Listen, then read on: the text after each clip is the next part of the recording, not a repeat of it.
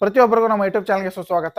ಈ ಒಂದು ವಿಡಿಯೋದಲ್ಲಿ KCET 2026ಕ್ಕೆ ಸಂಬಂಧಪಟ್ಟಂತ ಡಾಕ್ಯುಮೆಂಟ್ಗಳು, ಅದರಂತೆ UG NEET 2026ಕ್ಕೆ ಸಂಬಂಧಪಟ್ಟಂತ ಡಾಕ್ಯುಮೆಂಟ್ಸ್ಗಳು ಏನೇನು ಬೇಕಾಗುತ್ತೆ, ಅಪ್ಲಿಕೇಶನ್ ಹಾಕುವ ಮೊದಲು ಇವೆಲ್ಲ ಡಾಕ್ಯುಮೆಂಟ್ಸ್ಗಳನ್ನು ರೆಡಿ ಇಟ್ಕೊಂಡ್ರೆ ನೀವು ಅಪ್ಲಿಕೇಶನ್ ಹಾಕುವಾಗ ಯಾವುದೇ ರೀತಿಯ ತೊಂದರೆ ಆಗೋದಿಲ್ಲ. ಪ್ರತಿಯೊಬ್ಬ ವಿದ್ಯಾರ್ಥಿಗಳು ತಿಳಿದುಕೊಳ್ಳಿ, ಯಾವ ರೀತಿ ಉತ್ತಮವಾದಂಥ ಒಂದು ಸೀಟು ಪಡೆಯಲು ನಿಮಗೆ ಯಾವ ರೀತಿ ಅಂಕಗಳು ಮುಖ್ಯವೋ ಅದೇ ರೀತಿ ನಮ್ಮ ಡಾಕ್ಯುಮೆಂಟ್ಸ್ಗಳು ಕೂಡ ಅಷ್ಟೇ ಮುಖ್ಯವಾಗುತ್ತೆ. ಪ್ರತಿಯೊಂದು ಡಾಕ್ಯುಮೆಂಟ್ಗಳನ್ನು ನಿಮಗೆ ಡೈರೆಕ್ಟಾಗಿ ಹೇಳ್ತಾ ಹೋದರೆ SSLC marks card, PUC marks card, ಮಿನಾರಿಟಿ certificate, caste income ಈ ರೀತಿ ನಿಮ್ಗೆ ಡೈರೆಕ್ಟಾಗಿ ಹೇಳ್ತಾ ಹೋದರೆ ನಿಮ್ಗೆ ಯಾವುದೇ ರೀತಿ ಮಾಹಿತಿ ಗೊತ್ತಾಗಲ್ಲ. ಕೆಲವು ವಿದ್ಯಾರ್ಥಿಗಳು ಫ್ರೆಶರ್ ಇರ್ತೀರಾ, ಕೆಲವು ವಿದ್ಯಾರ್ಥಿಗಳು ರಿಪೀಟರ್ಸ್ ಇರ್ತೀರಾ. ರಿಪೀಟರ್ಸ್ ವಿದ್ಯಾರ್ಥಿಗಳಿಗೆ ಆಲ್ರೆಡಿ ಮಾಹಿತಿ ಗೊತ್ತಾಗಿರುತ್ತೆ, ಆಲ್ರೆಡಿ ಅವರಿಗೆ ಒಂದು ವರ್ಷ ಆಗಿರುತ್ತೆ, ಅವರಿಗೆ ಎಲ್ಲ ಡಾಕ್ಯುಮೆಂಟ್ಸ್ಗಳಿಗೆ ಮಾಹಿತಿ ಗೊತ್ತಿರುತ್ತೆ.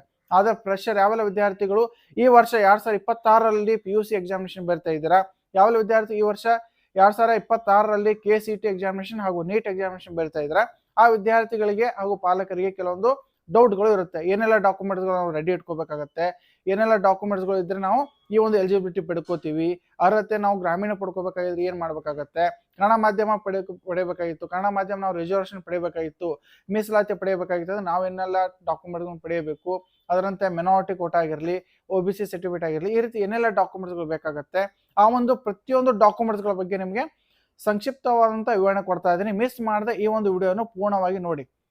ಪ್ರತಿಯೊಬ್ಬ ವಿದ್ಯಾರ್ಥಿಗಳು ಹಾಗೂ ಪಾಲಕರು ಈ ಒಂದು ವಿಡಿಯೋನ ಪೂರ್ಣವಾಗಿ ನೋಡಿ. ಹಾಗೂ ಯಾವೆಲ್ಲ ಹೊಸ ನೋಡುಗರಿದ್ದೀರಾ ಮಿಸ್ ಮಾಡೋ ಚಾನಲ್ ಸಬ್ಸ್ಕ್ರೈಬ್ ಮಾಡಿಕೊಂಡು ಸೈಡಲ್ಲಿ ಬೆಲ್ ಐಕಾನ್ ಕ್ಲಿಕ್ ಮಾಡಿ ಆಲ್ ನೋಟಿಫಿಕೇಶನ್ ಓಕೆ ಮಾಡ್ಕೊಳ್ಳಿ. ಮುಂದೆ ಬರುವಂತಹ KCETಗೆ ಸಂಬಂಧಪಟ್ಟಂತಹ ಹಾಗೂ NEETಗೆ ಸಂಬಂಧಪಟ್ಟಂತಹ JEE ಗೆ ಸಂಬಂಧಪಟ್ಟಂತಹ ಮುಖ್ಯವಾದಂತಹ ಮಾಹಿತಿ ನಮ್ಮ ಒಂದು ಯೂಟ್ಯೂಬ್ ಚಾನಲ್ ನೀವು ಪಡೆದುಕೊಳ್ಳೋರಾಗ್ತೀರ. ಓಕೆ, ಈಗ ಮುಖ್ಯವಾಗಿ ಏನೆಲ್ಲ ಡಾಕ್ಯುಮೆಂಟ್ಸ್ಗಳು ಬೇಕಾಗುತ್ತೆ. ಓಕೆ, ಈಗ ಒಂದೊಂದು ಡಾಕ್ಯುಮೆಂಟ್ಸ್ಗಳ ಬಗ್ಗೆ ನಾನು ಎಕ್ಸ್ಪ್ಲನೇಷನ್ ಮಾಡ್ತಾ ಹೋಗ್ತೀನಿ. ಪ್ರತಿಯೊಬ್ಬ ವಿದ್ಯಾರ್ಥಿಗಳೇ ಈ ಒಂದು ಡಾಕ್ಯುಮೆಂಟ್ಸ್ಗಳನ್ನ ಲಿಸ್ಟ್ ನೀವು ಸಪ್ರೇಟಾಗಿ ಬರೆದುಕೊಳ್ಳಿ, ಯಾಕಂದರೆ ನಿಮ್ಮ ಅಪ್ಲಿಕೇಶನ್ ಹಾಕುವ ಮೊದಲು ಎಲ್ಲ ಡಾಕ್ಯುಮೆಂಟ್ಸ್ ನಿಮ್ಮಲ್ಲಿ ಇರಬೇಕಾಗತ್ತೆ. ಹಾಗೂ ಪ್ರತಿಯೊಂದು ಡಾಕ್ಯುಮೆಂಟ್ಸ್ಗಳನ್ನು ಯಾವ ರೀತಿ ತೆಗೆದುಕೊಳ್ಬೇಕು, ಎಲ್ಲಿ ತೆಗೆದುಕೊಳ್ಬೇಕು, ಯಾವೆಲ್ಲ ವಿದ್ಯಾರ್ಥಿಗಳಿಗೆ ಯಾವ ಡಾಕ್ಯುಮೆಂಟ್ ಅನ್ವಯವಾಗುತ್ತೆ, ಪ್ರತಿಯೊಂದು ಮಾಹಿತಿ ನಿಮಗೆ ಅತಿ ಸರಳವಾಗಿ ಈ ಒಂದು ವಿಡಿಯೋ ಪೂರ್ಣವಾಗಿ ನೋಡಿದಾಗ ಗೊತ್ತಾಗುತ್ತೆ ಅಂತ ಭಾವಿಸ್ತೀನಿ. ಇಲ್ಲಿ ಮುಖ್ಯವಾಗಿ KCET ಅಥವಾ UGCET, ಓಕೆ, ಅಂಡರ್ ಗ್ರಾಜುಯೇಟ್ CETನೂ ಒಂದೇ, KCETನೂ ಒಂದೇ, ಅಥವಾ NEET 2026 ಇವಕ್ಕೆ ಏನೆಲ್ಲ ಡಾಕ್ಯುಮೆಂಟ್ಸ್ಗಳು ಬೇಕು, ಈ ಒಂದು ಅರ್ಜಿ ಸಲ್ಲಿಸಲು ಏನೆಲ್ಲ ಡಾಕ್ಯುಮೆಂಟ್ಸ್ಗಳು ಬೇಕಾಗುತ್ತೆ ಸಂಪೂರ್ಣ ಮಾಹಿತಿ ತಿಳಿದುಕೊಳ್ಳಿ. ಒಂದನೇದಾಗಿ KCET ಡಾಕ್ಯುಮೆಂಟ್ಸ್ ಬಗ್ಗೆ ಮೊದಲು ಹೇಳ್ತೀನಿ, ಆಮೇಲೆ NEET ಡಾಕ್ಯುಮೆಂಟ್ಸ್ ಹೇಳ್ತೀನಿ. KCET ಡಾಕ್ಯುಮೆಂಟ್ಸ್ ಫಸ್ಟಿಗೆ, ಆಮೇಲೆ ಈ ವಿಡಿಯೋದ ಕೊನೆಯಲ್ಲಿ NEET ಡಾಕ್ಯುಮೆಂಟ್ಸ್ ಹೇಳ್ತಾ ಇದ್ದೀನಿ. ಎರಡೂ ಕೂಡ ಈ ಒಂದು ವಿಡಿಯೋನ ಸಂಪೂರ್ಣವಾಗಿ ನೋಡಿದ್ರೆ ಮಾತ್ರ ಈ ಎರಡೂ ಡಾಕ್ಯುಮೆಂಟ್ಸ್ ಬಗ್ಗೆ ನಿಮಗೆ ಮಾಹಿತಿ ಗೊತ್ತಾಗುತ್ತೆ. ಒಂದನೇದಾಗಿ ವಿದ್ಯಾರ್ಥಿಯ ಆಧಾರ್ ಕಾರ್ಡ್ ಬೇಕು. ವಿದ್ಯಾರ್ಥಿಯ ಆಧಾರ್ ಕಾರ್ಡ್ ಬೇಕು. ವಿದ್ಯಾರ್ಥಿಯ ಆಧಾರ್ ಕಾರ್ಡ್ನಲ್ಲಿ ಪ್ರೆಸೆಂಟ್ ಆಗಿ ನೀವು ಫೋಟೋ ಕೂಡ ಅಪ್ಡೇಟ್ ಮಾಡ್ಕೊಂಡಿರ್ಬೇಕಾಗತ್ತೆ. ಅದರಂತೆ ನಿಮ್ಮ ಒಂದು 10th ಮಾರ್ಕ್ಸ್ ಕಾರ್ಡಲ್ಲಿ ಯಾವ ರೀತಿ ಹೆಸರಿದೆ ಅದೇ ರೀತಿ ನಿಮ್ಮ ಒಂದು ಆಧಾರ್ ಕಾರ್ಡಲ್ಲಿ ಕೂಡ ಅಪ್ಡೇಟ್ ಮಾಡ್ಕೋಬೇಕಾಗತ್ತೆ. ಫಾರ್ ಎಕ್ಸಾಂಪಲ್, ನಿಮ್ಮ ಒಂದು 10th ಮಾರ್ಕ್ಸ್ ಕಾರ್ಡಲ್ಲಿ ರವಿ ಬಿರಾದರ್ ಅಂತ ಹೆಸರಿದ್ರೆ ನಿಮ್ಮ ಒಂದು ಆಧಾರ್ ಕಾರ್ಡಲ್ಲಿ ಕೂಡ ರವಿ ಬಿರಾದರ್ ಅಂತ ಇರಬೇಕು. ಒಂದು ವೇಳೆ ನಿಮ್ಮ 10th ಮಾರ್ಕ್ಸ್ ಕಾರ್ಡಲ್ಲಿ ರವಿ ಮಲ್ಲಪ್ಪ ಬಿರಾದರ್ ಅಂತ ಇದ್ರೆ, ಎಕ್ಸಾಂಪಲ್ ತಿಳಿಸ್ತಾ ಇದ್ದೀನಿ, ನಿಮ್ಮ ಒಂದು ಆಧಾರ್ ಕಾರ್ಡಲ್ಲಿಯೂ ಕೂಡ ರವಿ ಮಲ್ಲಪ್ಪ ಬಿರಾದರ್ ಅಂತ ಇರಬೇಕು. ಒಟ್ಟಿನಲ್ಲಿ ನಿಮ್ಮ ಒಂದು 10th ಮಾರ್ಕ್ಸ್ ಕಾರ್ಡಲ್ಲಿ ಯಾವ ರೀತಿ ಹೆಸರಿದೆ ಅದೇ ರೀತಿ ನಿಮ್ಮ ಒಂದು ಆಧಾರ್ ಕಾರ್ಡಲ್ಲಿ ಕೂಡ ಹೆಸರು ಇರಬೇಕು. ಓಕೆ, ಆಮೇಲೆ ಎರಡನೇದಾಗಿ ವಿದ್ಯಾರ್ಥಿಯ SSLC ಅಂಕಪಟ್ಟಿ, ವಿದ್ಯಾರ್ಥಿಯ SSLC ಮಾರ್ಕ್ಸ್ ಕಾರ್ಡ್ ಬೇಕಾಗುತ್ತೆ, ಒರಿಜಿನಲ್ ಸರ್ಟಿಫಿಕೇಟ್ ಬೇಕು. ಅದರಂತೆ ವಿದ್ಯಾರ್ಥಿಯ PUC first year marks card, ಯಾವೆಲ್ಲ ವಿದ್ಯಾರ್ಥಿಗಳು ಈ ವರ್ಷ 2026ರಲ್ಲಿ ಈ ಒಂದು KCET ಎಕ್ಸಾಮಿನೇಷನ್ ಬರಿತಾ ಇದ್ದೀರಾ ಆ ವಿದ್ಯಾರ್ಥಿಗಳಿಗೆ KCET ಫಸ್ಟ್ ಇಯರ್ ಅಂದರೆ ನಿಮ್ಮ ಒಂದು PUC first year marks card ಅತಿ ಅವಶ್ಯಕವಾಗಿ ಬೇಕಾಗುತ್ತೆ. ಅದರಲ್ಲಿ ನಿಮ್ಮ ಒಂದು ಸ್ಟೂಡೆಂಟ್ ನಂಬರ್ ಬೇಕಾಗುತ್ತೆ, ಅದರಲ್ಲಿ ಸ್ಟೂಡೆಂಟ್ ನಂಬರ್ ಇರುತ್ತೆ, ಆ ಒಂದು ಸ್ಟೂಡೆಂಟ್ ನಂಬರ್ ನಿಮ್ಮ KCET ಅಪ್ಲಿಕೇಶನ್ ಹಾಕುವಾಗ ಯೂಸ್ ಆಗುತ್ತೆ. ಓಕೆ, ಆದ ಕಾರಣಕ್ಕಾಗಿ ಫಸ್ಟ್ ಇಯರ್ ಮಾರ್ಕ್ಸ್ ಕಾರ್ಡ್ ಕೂಡ ನಿಮ್ಮಲ್ಲಿ ಇರಬೇಕು.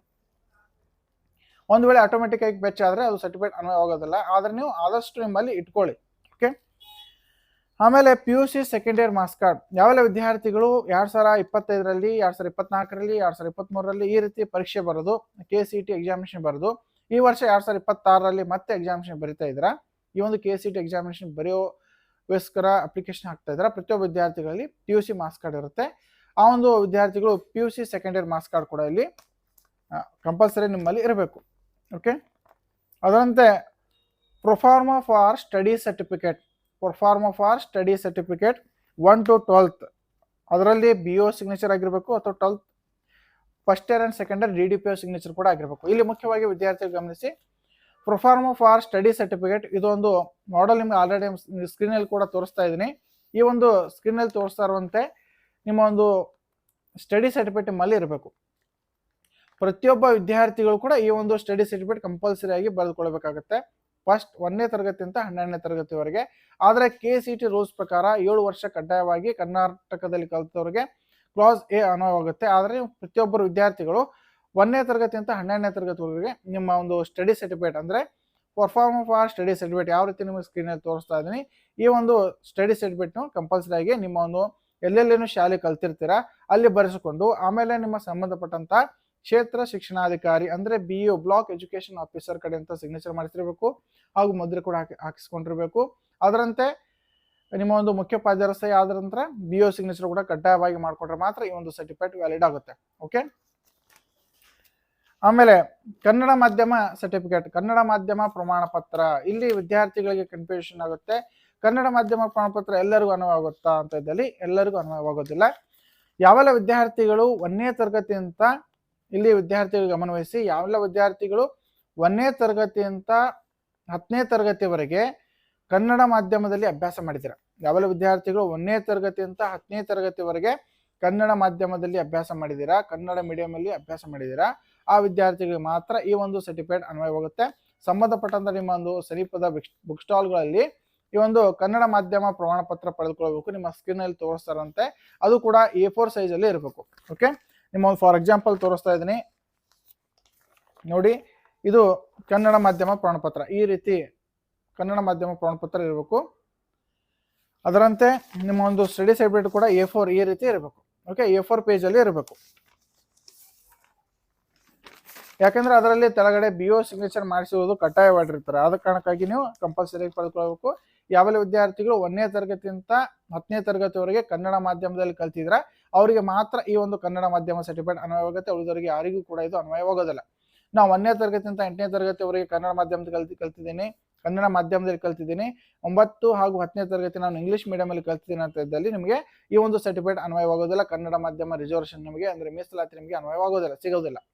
ಓಕೆ. 1ನೇ ತರಗತಿಯಿಂದ 10ನೇ ತರಗತಿವರೆಗೆ ಕಡ್ಡಾಯವಾಗಿ ಪೂರ್ಣವಾಗಿ 10 ವರ್ಷ ಕಂಪ್ಲೀಟ್ ಆಗಿ ನೀವು ಅಭ್ಯಾಸ ಕನ್ನಡ ಮಾಧ್ಯಮದಲ್ಲಿ ಮಾಡಿದ್ರೆ ಮಾತ್ರ ಈ ಒಂದು ಕನ್ನಡ ಮಾಧ್ಯಮ ಸರ್ಟಿಫಿಕೇಟ್ ನಿಮಗೆ ನೀವು ಪಡೆದುಕೊಳ್ಳಬಹುದು. ಓಕೆ. ನಿಮ್ಮ ಸಂಬಂಧಪಟ್ಟಂತ ಇಲ್ಲಿ ನಿಮಗೆ ನಿಮ್ಮ ಒಂದು ಸಮೀಪದಲ್ಲಿರುವಂತಹ ಬುಕ್ ಸ್ಟಾಲ್ಗಳಲ್ಲಿ ಒಂದು ಅಂಗಡಿಗಳಲ್ಲಿ ಈ ಒಂದು ಕನ್ನಡ ಮಾಧ್ಯಮ ಪ್ರಮಾಣ ಪತ್ರವನ್ನು CET ಸಲುವಾಗಿ ಅಂತ ಕೇಳಿ ಪಡೆದುಕೊಂಡು ಅದನ್ನು ನೀವು ನಿಮ್ಮ ಎಲ್ಲೆಲ್ಲಿ ಕಲ್ತಿರ್ತೀರಾ ಅಲ್ಲಿ ಒಂದು ಶಾಲೆಯ ಸಿಗ್ನೇಚರ್, ನಿಮ್ಮ ಮುಖ್ಯೋಪಾಧ್ಯಾಯರ ಸಿಗ್ನೇಚರ್ ಮಾಡಿಸಿ ಸಂಬಂಧಪಟ್ಟಂತ ಕ್ಷೇತ್ರ ಶಿಕ್ಷಣಾಧಿಕಾರಿಗಳ ಸಹಿ ಹಾಗೂ ಸೀಲ್ ಕೂಡ ಅಲ್ಲಿ ಮಾಡ್ಕೊಂಡಿರ್ಬೇಕಾಗುತ್ತೆ. ಅವಾಗ ಮಾತ್ರ ಈ ಒಂದು ಸರ್ಟಿಫಿಕೇಟ್ ವ್ಯಾಲಿಡ್ ಆಗುತ್ತೆ. ಅವಾಗ ಮಾತ್ರ ನಿಮಗೆ ಕನ್ನಡ ಮಾಧ್ಯಮದಲ್ಲಿ ರಿಸರ್ವೇಷನ್ ಸಿಗುತ್ತೆ. ಓಕೆ. ಅದರಂತೆ ಗ್ರಾಮೀಣ ಮಾಧ್ಯಮ ಪ್ರಮಾಣ ಪತ್ರ. ಯಾವೆಲ್ಲ ವಿದ್ಯಾರ್ಥಿಗಳು 1ನೇ ತರಗತಿಯಿಂದ 10ನೇ ತರಗತಿವರೆಗೆ ಸಂಪೂರ್ಣವಾಗಿ ಗ್ರಾಮೀಣ ವಿಭಾಗದಲ್ಲಿ ಅಭ್ಯಾಸವನ್ನು ಮಾಡಿದ್ದೀರಾ, 1ನೇ ತರಗತಿಯಿಂದ 10ನೇ ತರಗತಿವರೆಗೆ ಗ್ರಾಮೀಣ ವಿಭಾಗದಲ್ಲಿ ಅಭ್ಯಾಸ ಮಾಡಿದ್ದೀರಾ, ಆ ವಿದ್ಯಾರ್ಥಿಗಳು ಅವರು ಕೂಡ ನಿಮ್ಮ ಸಂಬಂಧಪಟ್ಟ ಬುಕ್ ಸ್ಟಾಲ್ಗಳಲ್ಲಿ ನಿಮ್ಮ ಸಮೀಪದ ಬುಕ್ ಸ್ಟಾಲ್ಗಳಲ್ಲಿ ಗ್ರಾಮೀಣ ಅಭ್ಯರ್ಥಿ ಪ್ರಮಾಣ ಪತ್ರ ಪಡೆದುಕೊಂಡು ನಿಮ್ಮ ಎಲ್ಲೆಲ್ಲಿ ಕಲ್ತಿರ್ತೀರ ಅಲ್ಲಿ ಶಾಲೆಗಳಲ್ಲಿ ಸಿಗ್ನೇಚರ್ ಮಾಡಿಸ್ಬೇಕಾಗತ್ತೆ. ಆಮೇಲೆ BO ಸಿಗ್ನೇಚರ್ ಕೂಡ ಮಾಡಿಸ್ಬೇಕಾಗತ್ತೆ. ಸೀಲ್ ಹಾಗೂ ಸಹಿ ಎರಡು ಕೂಡ ಮಾಡಿಸ್ಬೇಕು. 1ನೇ ತರಗತಿಯಿಂದ 8ನೇ ತರಗತಿವರೆಗೆ ಅಥವಾ 1ನೇ ತರಗತಿಯಿಂದ 7ನೇ ತರಗತಿವರೆಗೆ ನಾನು ಗ್ರಾಮೀಣ ವಿಭಾಗದಲ್ಲಿ ಅಭ್ಯಾಸ ಮಾಡಿ ಆಮೇಲೆ ಪಟ್ಟಣ ಪ್ರದೇಶದಲ್ಲಿ 8ನೇ ತರಗತಿಯಿಂದ 10ನೇ ತರಗತಿವರೆಗೆ ಓದಿದ್ದೀನಿ ಅಂತ ಇದ್ದಲ್ಲಿ ನಿಮಗೆ ಕೂಡ ಇದು ಗ್ರಾಮೀಣ ಅನ್ವಯವಾಗೋದಿಲ್ಲ. ವಿದ್ಯಾರ್ಥಿಗಳಲ್ಲಿ ಸಂಪೂರ್ಣವಾದ ಗಮನ ವಹಿಸಬೇಕು. 1ನೇ ತರಗತಿಯಿಂದ 10ನೇ ತರಗತಿವರೆಗೆ ಯಾವೆಲ್ಲ ವಿದ್ಯಾರ್ಥಿಗಳು ಸಂಪೂರ್ಣವಾಗಿ ಕನ್ನಡ ಮಾಧ್ಯಮದಲ್ಲಿ ಅಭ್ಯಾಸ ಮಾಡ್ತಾರೆ ಅವರಿಗೆ ಕನ್ನಡ ಸರ್ಟಿಫಿಕೇಟ್ ಅನ್ವಯವಾಗುತ್ತೆ. ಯಾವೆಲ್ಲ ವಿದ್ಯಾರ್ಥಿಗಳು 1ನೇ ತರಗತಿಯಿಂದ 10ನೇ ತರಗತಿವರೆಗೆ ಗ್ರಾಮೀಣ ವಿಭಾಗದಲ್ಲಿ ಅಭ್ಯಾಸ ಮಾಡಿದ್ದೀರಾ, ಒಂದೇ ವರ್ಷ ಕೂಡ ನೀವು ಮಿಸ್ ಮಾಡದೆ 10 ವರ್ಷ ಸಂಪೂರ್ಣವಾಗಿ ನೀವು 1ನೇ ತರಗತಿಯಿಂದ 10ನೇ ತರಗತಿವರೆಗೆ ಗ್ರಾಮೀಣ ವಿಭಾಗದಲ್ಲಿ ಅಭ್ಯಾಸ ಮಾಡಿದ್ರೆ ಮಾತ್ರ ನಿಮಗೆ ಒಂದು ಗ್ರಾಮೀಣ ಮಾಧ್ಯಮ ಸರ್ಟಿಫಿಕೇಟ್ ಅನ್ವಯವಾಗುತ್ತೆ. ಉಳಿದವರಿಗೆ ಇದು ಅನ್ವಯವಾಗುವುದಿಲ್ಲ. ಓಕೆ. ಆಮೇಲೆ student father mother mobile number and Gmail ID. ಇಲ್ಲಿ ಮುಖ್ಯವಾಗಿ ವಿದ್ಯಾರ್ಥಿ ಗಮನಿಸಿ, ನಿಮ್ಮ ಒಂದು ಆಕ್ಟಿವ್ ಇರುವಂತಹ ಮೊಬೈಲ್ ನಂಬರ್, ನಿಮ್ಮ ಒಂದು ವಿದ್ಯಾರ್ಥಿ ಆಗಿರಲಿ ಅಥವಾ ತಂದೆ ಅಥವಾ ತಾಯಿದಾಗಿರಲಿ, ಒಟ್ಟಿನಲ್ಲಿ 2 ಮೊಬೈಲ್ ನಂಬರ್ ಆಕ್ಟಿವ್ ಇರುವಂತಹ 2 ಮೊಬೈಲ್ ನಂಬರ್ ಹಾಗೂ 2 ಜಿಮೇಲ್ ID ಕಡ್ಡಾಯವಾಗಿ ಬೇಕಾಗುತ್ತೆ. KCET ಸಲುವಾಗಿ ಒಂದೇ ಬೇಕಾದರೂ ಕೂಡ ನೀಟ್ ಸಲುವಾಗಿ 2 ಬೇಕಾಗುತ್ತೆ. ಆದ ಕಾರಣಕ್ಕಾಗಿ 2 ನೀವು ಮೊಬೈಲ್ ಆಕ್ಟಿವ್ ಇರುವಂತಹ ಮೊಬೈಲ್ ರೆಡಿ ಇಟ್ಕೊಳ್ಳಿ. ಯಾಕಂದ್ರೆ ಕೆಲವೊಂದು ವಿದ್ಯಾರ್ಥಿಗಳು ಅದು ಯೂಸ್ ಮಾಡ್ತಾ ಇರಲ್ಲ, ಆ ನಂಬರ್ ಕೊಟ್ಟು ಬಿಡ್ತೀರಾ. ಸಂಪೂರ್ಣವಾಗಿ ನಿಮ್ಮ ಕೌನ್ಸಿಲಿಂಗ್ ಪ್ರೊಸೆಸ್ ಆಗುವವರೆಗೂ ಕೂಡ KCET ಯಾವ ನಂಬರ್ ಕೊಡ್ತೀರಾ ಅದೇ ಅನುವಾಗುತ್ತೆ. ಅದಕ್ಕೆ ಎಲ್ಲ ಮೆಸೇಜ್ ಬರ್ತಾ ಇರುತ್ತೆ. KCET ಕಡೆಯಿಂದ, ಕರ್ನಾಟಕ ಎಕ್ಸಾಮಿನೇಷನ್ ಅಥಾರಿಟಿ ವೆಬ್ಸೈಟ್ ಕಡೆಯಿಂದ, ಆ ಒಂದು ಇಲಾಖೆ ಕಡೆಯಿಂದ ಸಂಪೂರ್ಣ ಮೆಸೇಜ್ಗಳು ಆ ಒಂದು ಮೊಬೈಲ್ಗೆ ಬರ್ತಾ ಇರುತ್ತೆ. ಆದ ಕಾರಣಕ್ಕಾಗಿ ಸರಿಯಾದ ರೀತಿಯಲ್ಲಿ ಆಕ್ಟಿವ್ ಇರುವಂತಹ ಮೊಬೈಲ್ ನಂಬರ್ ನೀವು ಕೊಡಬೇಕಾಗುತ್ತೆ. ಒಟ್ಟಿನಲ್ಲಿ 2 mobile number, 2 Gmail ID active ಇರುವಂತ ರೆಡಿ ಇಟ್ಕೊಳ್ಳಿ. ಅಪ್ಲಿಕೇಶನ್ ಹಾಕೋ ಮೊದಲು ಎಲ್ಲ ಆಕ್ಟಿವ್ ಇರಬೇಕು. ಆಮೇಲೆ 9ನೇದಾಗಿ ಕಾಸ್ಟ್ ಸರ್ಟಿಫಿಕೇಟ್ SC ST ಹಾಗೂ ಕೆಟಗರಿ 1 ವಿದ್ಯಾರ್ಥಿಗಳಿಗೆ ಸಪ್ರೇಟ್ ಇರುತ್ತೆ. ಕಾಸ್ಟ್ ಸರ್ಟಿಫಿಕೇಟ್ ಅಂತಾನೆ ಸಪ್ರೇಟ್ ಇರುತ್ತೆ. ಆ ವಿದ್ಯಾರ್ಥಿಗಳು SC ST ಕೆಟಗರಿ 1 ಸರ್ಟಿಫಿಕೇಟ್ಗಳು ನಿಮ್ಮಲ್ಲಿ ಇರಬೇಕು. ಅದು ಕೂಡ 10th ಮಾರ್ಕ್ಸ್ ಕಾರ್ಡಲ್ಲಿ ಯಾವ ರೀತಿ ಹೆಸರಿದೆ ಅದೇ ರೀತಿ ಹೆಸರಿದ್ರೆ ಆದಷ್ಟು ಒಳ್ಳೆಯದು. KCET ಸಲುವಾಗಿ ಅಕ್ಸೆಪ್ಟ್ ಆದರೂ ಕೂಡ ನೀಟ್ ಸಲುವಾಗಿನೂ ಇಂಗ್ಲೀಷ್ನಲ್ಲಿ ಇದು ಬೇಕಾಗುತ್ತೆ. SC ST ಕೆಟಗರಿ 1 ಸರ್ಟಿಫಿಕೇಟ್ ಇದು ನಿಮ್ಮಲ್ಲಿ ಕಡ್ಡಾಯವಾಗಿ ಇರಬೇಕು. ಆಕ್ಟಿವ್ ಇರುವಂತಹ SC ST ಹಾಗೂ ಕೆಟಗರಿ 1 ಸರ್ಟಿಫಿಕೇಟ್ ಇರಬೇಕು. ಆಮೇಲೆ 10ನೇದಾಗಿ ಇನ್ಕಮ್ ಸರ್ಟಿಫಿಕೇಟ್. SC ST ಹಾಗೂ ಕೆಟಗರಿ 1 ವಿದ್ಯಾರ್ಥಿಗಳಿಗೆ ಇನ್ಕಮ್ ಸರ್ಟಿಫಿಕೇಟ್ ಬೇರೆ ಇರುತ್ತೆ. ಕಾಸ್ಟ್ ಸರ್ಟಿಫಿಕೇಟ್ ಬೇರೆ ಇರುತ್ತೆ, ಇನ್ಕಮ್ ಸರ್ಟಿಫಿಕೇಟ್ ಬೇರೆ ಇರುತ್ತೆ. ಆ ವಿದ್ಯಾರ್ಥಿಗಳು ಗಮನ ವಹಿಸೋದೇನೆಂದ್ರೆ 2020ಕ್ಕಿಂತ ಮೊದಲು ಏನಾದರೂ ನೀವು ಇನ್ಕಮ್ ಸರ್ಟಿಫಿಕೇಟ್ ಪಡೆದುಕೊಂಡಿದ್ರೆ ಅದು ರಿಜೆಕ್ಟ್ ಆಗಿರುತ್ತೆ. 2020 ನಂತರದ ಇನ್ಕಮ್ ಸರ್ಟಿಫಿಕೇಟ್ಗಳು ವ್ಯಾಲಿಡ್ ಇರುತ್ತೆ. ಅದು ಮಾತ್ರ ನೀವು ಅಪ್ಲಿಕೇಶನ್ ಹಾಕುವಾಗ ಸಕ್ಸಸ್ಫುಲ್ ಆಗಿ ಸಬ್ಮಿಟ್ ಮಾಡಲು ಸಾಧ್ಯವಾಗುತ್ತೆ. ಅದು ಕೂಡ ನಿಮ್ಮ 10th ಮಾರ್ಕ್ಸ್ ಕಾರ್ಡಲ್ಲಿ ಯಾವ ರೀತಿ ಹೆಸರಿದೆ ಅದೇ ರೀತಿ ಹೆಸರಿದ್ರೆ ಅದು ವ್ಯಾಲಿಡ್ ಆಗುತ್ತೆ. ಒಂದು ವೇಳೆ ಮಿಸ್ ಮ್ಯಾಚ್ ಆಗಿದ್ರೆ, ಹೆಸರಲ್ಲಿ ಸ್ಪೆಲ್ಲಿಂಗ್ ಮಿಸ್ ಮ್ಯಾಚ್ ಆಗಿದ್ರೆ ನೀವು ಮತ್ತೊಂದು ಸಲ ಇನ್ಕಮ್ ಸರ್ಟಿಫಿಕೇಟ್ ತೆಗಿಸಿ ಅಪ್ಲಿಕೇಶನ್ ಹಾಕಿ ಚೆಕ್ ಮಾಡಿ, ಆಮೇಲೆ ಅಲ್ಲಿ ಇನ್ವ್ಯಾಲಿಡ್ ಅಂತ ತೋರಿಸಿದ್ರೆ ಮತ್ತೆ ಇನ್ಕಮ್ ಇನ್ನೊಂದ್ಸಲ ತೆಗಿಸಿ ಅಪ್ಲೈ ಮಾಡಬೇಕಾಗುತ್ತೆ. ಒಂದು ವೇಳೆ ನಿಮ್ಮ ಇನ್ಕಮ್ 1 ತಿಂಗಳಲ್ಲಿ, 15 ದಿವಸದಲ್ಲಿ, ಈ ಒಂದು 20 ದಿವಸದಲ್ಲಿ ನಮ್ಮ ಇನ್ಕಮ್ ರಿಜೆಕ್ಟ್ ಆಗುತ್ತೆ ಅಂತ ಇದ್ದಲ್ಲಿ ಆ ಒಂದು ಇನ್ಕಮ್ ಅನ್ನು KCET ಬಳಸಬೇಡಿ. ಮತ್ತೆ ನೀವು ಇನ್ನೊಂದು ಹೊಸದಾಗಿ ಇನ್ಕಮ್ ಸರ್ಟಿಫಿಕೇಟ್ ರೆಡಿ ಮಾಡಿ ನಿಮ್ಮ ಒಂದು ಸಂಬಂಧಪಟ್ಟಂತ ತಹಶೀಲ್ದಾರ್ ಆಫೀಸ್ದಿಂದ ಪಡೆದುಕೊಂಡು ಆ ಒಂದು ಸರ್ಟಿಫಿಕೇಟ್ ಅನ್ನು ಈ ಒಂದು ಇನ್ಕಮ್ ಸರ್ಟಿಫಿಕೇಟ್ ಆಗಿ ಇದರಲ್ಲಿ ಅಪ್ಲೋಡ್ ಮಾಡಬೇಕಾಗುತ್ತೆ. ಓಕೆ, ಅದರ ನಂಬರ್ ಕೂಡ ಅಲ್ಲಿ ಎಂಟರ್ ಮಾಡಿ ವ್ಯಾಲಿಡ್ ಮಾಡ್ಕೊಳ್ಬೇಕಾಗುತ್ತೆ. ಆನ್ಲೈನ್ ವೆರಿಫಿಕೇಶನ್ ಇರುತ್ತೆ. ಓಕೆ, ಆಮೇಲೆ ಕಾಸ್ಟ್ ಆ್ಯಂಡ್ ಇನ್ಕಮ್ ಸರ್ಟಿಫಿಕೇಟ್. ಇಲ್ಲಿ ಮುಖ್ಯವಾಗಿ ವಿದ್ಯಾರ್ಥಿ ಗಮನಿಸಿ, SC ST ಹಾಗೂ ಕೆಟಗರಿ 1 ವಿದ್ಯಾರ್ಥಿಗಳಿಗೆ ಕಾಸ್ಟ್ ಸರ್ಟಿಫಿಕೇಟ್ ಬೇರೆ ಇರುತ್ತೆ, ಇನ್ಕಮ್ ಸರ್ಟಿಫಿಕೇಟ್ ಬೇರೆ ಇರುತ್ತೆ. ಅದರಂತೆ ಕಾಸ್ಟ್ ಆ್ಯಂಡ್ ಇನ್ಕಮ್ ಸರ್ಟಿಫಿಕೇಟ್ ಎರಡೂ ಕೂಡ ಒಂದರಲ್ಲೇ ಕೊಡುವಂಥ ವಿದ್ಯಾರ್ಥಿಗಳು 2A 2B 3A 3B ಅಭ್ಯರ್ಥಿಗಳಿಗೆ 2A 2B 3A 3B ಅಭ್ಯರ್ಥಿಗಳಿಗೆ ಕಾಸ್ಟ್ ಹಾಗೂ ಇನ್ಕಮ್ ಎರಡೂ ಕೂಡಿ ಒಂದರಲ್ಲೇ ಕೊಡ್ತಾರೆ. ಆ ಒಂದು ಸರ್ಟಿಫಿಕೇಟ್ ಕೂಡ as per 10th marks card ಪ್ರಕಾರ ಸರಿಯಾಗಿರಬೇಕು. ಅದನ್ನು ನೀವು ಚೆಕ್ ಮಾಡ್ಕೊಳ್ಳಿ. ಹಾಗೂ 2020ಕ್ಕಿಂತ ಮೊದಲು ಏನಾದರೂ ತೆಗೆದುಕೊಂಡಿದ್ರೆ ಅದು ಸಂಪೂರ್ಣವಾಗಿ ರಿಜೆಕ್ಟ್ ಆಗಿರುತ್ತೆ. 2020 ನಂತರ ನೀವು ಸರ್ಟಿಫಿಕೇಟ್ ವ್ಯಾಲಿಡ್ ಇರೋದನ್ನು ಮಾತ್ರ ನೀವು KCET ಬಳಸ್ಬೋದು. ನಿಮಗೂ ಕೂಡ ಈಗ 10 ದಿವಸದಲ್ಲಿ, 15 ದಿವಸದಲ್ಲಿ ಅಥವಾ 1 ತಿಂಗಳಲ್ಲಿ ನಿಮ್ಮ ಈ ಒಂದು ಕಾಸ್ಟ್ ಇನ್ಕಮ್ ನಮ್ಗೆ ರಿಜೆಕ್ಟ್ ಆಗುತ್ತೆ ಅಂತ ಇದ್ದಲ್ಲಿ ಇನ್ನೊಂದು ಹೊಸದಾಗಿ ಇಂಗ್ಲೀಷ್ನಲ್ಲಿ as per 10th marks card ಪ್ರಕಾರ ತೆಗಿಸಿ ಆಮೇಲೆ ನೀವು ಈ ಒಂದು KCET ಬಳಸ್ಬೋದು. ಓಕೆ, ಅದರಂತೆ 12ನೇದಾಗಿ HK ಸರ್ಟಿಫಿಕೇಟ್. ಯಾವೆಲ್ಲ ವಿದ್ಯಾರ್ಥಿಗಳು ಹೈದರಾಬಾದ್ ಕರ್ನಾಟಕ ವ್ಯಾಪ್ತಿಯಲ್ಲಿ ಕಲ್ತಿದ್ದೀರಾ ಅವರಿಗೆ ಮಾತ್ರ HK ಸರ್ಟಿಫಿಕೇಟ್ ಅನ್ವಯವಾಗುತ್ತೆ. ಆ ಒಂದು ವಿಭಾಗದ ವಿದ್ಯಾರ್ಥಿಗಳು ನಿಮ್ಮ ಸಂಬಂಧಪಟ್ಟ ತಹಶೀಲ್ದಾರ್ ಆಫೀಸ್ಗಳಲ್ಲಿ ಈ ಒಂದು HK certificate Hyderabad Karnataka 371J certificate ನೀವು ಪಡೆದುಕೊಳ್ಬೇಕಾಗುತ್ತೆ. ಓಕೆ, ಅದು HK ಸರ್ಟಿಫಿಕೇಟ್ ಹೈದರಾಬಾದ್ ಕರ್ನಾಟಕ ಮೀಸಲಾತಿ ಒಳಪಡುವ ವಿದ್ಯಾರ್ಥಿಗಳಿಗೆ, ಅಲ್ಲಿ ಕಲಿತಿರುವಂತಹ ವಿದ್ಯಾರ್ಥಿಗಳಿಗೆ ಮಾತ್ರ ಅನ್ವಯವಾಗುತ್ತೆ. ಉಳಿದಂತೆ ಎಲ್ಲರಿಗೂ ಕೂಡ ಇದು HK ಸರ್ಟಿಫಿಕೇಟ್ ಅನ್ವಯವಾಗುವುದಿಲ್ಲ. ಅದರಂತೆ ಜನರಲ್ ಮೆರಿಟ್ ವಿದ್ಯಾರ್ಥಿಗಳಿಗೆ ಇಲ್ಲಿ ಮುಖ್ಯವಾಗಿ ವಿದ್ಯಾರ್ಥಿ ಗಮನಿಸಿ, ಯಾವೆಲ್ಲ ವಿದ್ಯಾರ್ಥಿಗಳ ಪಾಲಕರು ಅವರು ಜಾಬ್ ಅಲ್ಲಿ ಇರ್ತಾರೆ, ಸರ್ಕಾರಿ ಒಂದು ಹುದ್ದೆಯಲ್ಲಿ ಇರ್ತಾರೆ, 8 ಲಕ್ಷಕ್ಕಿಂತ ಆದಾಯ ಹೆಚ್ಚಿಗಿದ್ದಾಗ ಅವರಿಗೆ ಕಾಸ್ಟ್ ಇನ್ಕಮ್ ರಿಸರ್ವೇಷನ್ ಕೊಡೋದಿಲ್ಲ. ಕಾಸ್ಟ್ ಇನ್ಕಮ್ ತಹಶೀಲ್ದಾರ್ ಆಫೀಸ್ನಲ್ಲಿ ಅವರಿಗೆ ಬರೋದಿಲ್ಲ. ಅವರು ಜನರಲ್ ಮೆರಿಟ್ ಅಲ್ಲಿ KCET ಅಪ್ಲಿಕೇಶನ್ ಹಾಕ್ತಾರೆ. ಆ ವಿದ್ಯಾರ್ಥಿಗಳು ಏನಾದರೂ ನಿಮಗೆ ರೂರಲ್ ನಿಮಗೆ ಮೀಸಲಾತಿ ಸಿಗಬೇಕು ಅಂತ ಇದ್ದಲ್ಲಿ ನೀವು ಪರಿಶೀಲನಾ ಪ್ರಮಾಣ ಪತ್ರ ಅಂತ ಹೇಳಿ ತಹಶೀಲ್ದಾರ್ ಆಫೀಸಿಂದ ಪಡೆದುಕೊಂಡು ಆ ಒಂದು ತಹಶೀಲ್ದಾರ್ ಆಫೀಸಿಂದ ಪಡೆದುಕೊಂಡಿರುವಂತಹ ಪರಿಶೀಲನಾ ಪ್ರಮಾಣ ಪತ್ರ ಹಾಗೂ ಗ್ರಾಮೀಣ ಮಾಧ್ಯಮ ಪ್ರಮಾಣ ಪತ್ರಗಳು ಅಪ್ಲೋಡ್ ಮಾಡಿದ್ರೆ ಮಾತ್ರ ನಿಮಗೆ ಗ್ರಾಮೀಣ ಮಾಧ್ಯಮ ಅಪ್ಲೈ ಆಗುತ್ತೆ, ರೂರಲ್ ರಿಸರ್ವೇಷನ್ ಸಿಗುತ್ತೆ. ಇಲ್ಲದಿದ್ರೆ ನೀವು ಜನರಲ್ ವಿದ್ಯಾರ್ಥಿಗಳಿಗೆ ರೂರಲ್ ರಿಸರ್ವೇಷನ್ ಸಿಗೋದಿಲ್ಲ. ಯಾವೆಲ್ಲ ವಿದ್ಯಾರ್ಥಿಗಳು ಜನರಲ್ ಮೆರಿಟ್ ಇಲ್ಲಿ ಬರ್ತೀರಾ, ರೂರಲ್ ರಿಸರ್ವೇಷನ್ ನಿಮಗೆ ಬೇಕಾಗಿತ್ತು ಅಂತ ಇದ್ದಲ್ಲಿ, ಅಂದ್ರೆ ಗ್ರಾಮೀಣ ಮೀಸಲಾತಿ ನಿಮಗೆ ಬೇಕಾಗಿತ್ತು, ನೀವು ಕಲ್ತಿದ್ದೀರಾ ಅಂತ ಇದ್ದಲ್ಲಿ ನೀವು ಒಂದು ತಹಶೀಲ್ದಾರ್ ಆಫೀಸ್ ನಿಮ್ಮ ಸಂಬಂಧಪಟ್ಟಂತ ತಹಶೀಲ್ದಾರ್ ಆಫೀಸ್ನಿಂದ ಈ ಒಂದು ಪರಿಶೀಲನಾ ಪ್ರಮಾಣ ಪತ್ರವನ್ನು ಕೂಡ ಪಡೆದುಕೊಂಡು ಇದಕ್ಕೆ ಈ ಡಾಕ್ಯುಮೆಂಟ್ ಅರ್ಜಿ ಸಲ್ಲಿಸುವಾಗ ನೀವು ಕಂಪಲ್ಸರಿ ಆಗಿ ಹಚ್ಚಬೇಕಾಗುತ್ತೆ. 8 ಲಕ್ಷಕ್ಕಿಂತ ಮೇಲೆ ಇದ್ರೆ ಆ ವಿದ್ಯಾರ್ಥಿಗಳು ಮಾತ್ರ ಇದಕ್ಕೂ ಈ ಒಂದು ರೂರಲ್ ಪಡೆಯಲು ಅನ್ವಯವಾಗುತ್ತೆ.